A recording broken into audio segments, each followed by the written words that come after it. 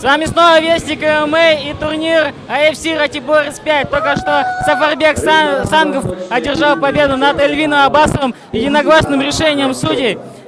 Поздравляю тебя с этой победой! Оцени, пожалуйста, свое выступление. Вот, честно сказать, я впервые в Екатеринбурге у вас в гости волновался маленько, потому что тут мои братья меня очень долго ждали. Приехал. Ну, соперник был достойный боец и хорош физически.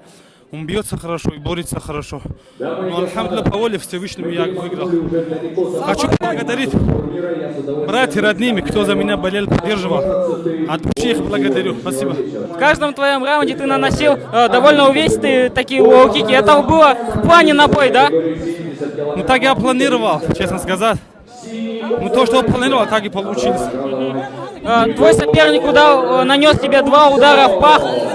Считаешь ли ты, что они были преднамеренными и насколько они повлияли на тебя?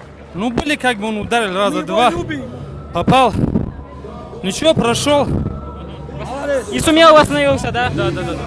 Насколько твоя подготовка, ты опасался того, что твой соперник непобежденный, у него рекорд 17-0? Вот, честно сказать, я довольно долго готовился. Мой первый соперник был из Санкт-Петербурга. Он травму получил, поменяли, следующий поставили с города Москвы ударник. Против него готовились, а вот недавно объявили, что он будет в другом турнире участвовать. И выбрали Эльмина Аббасова. Но я не отказался.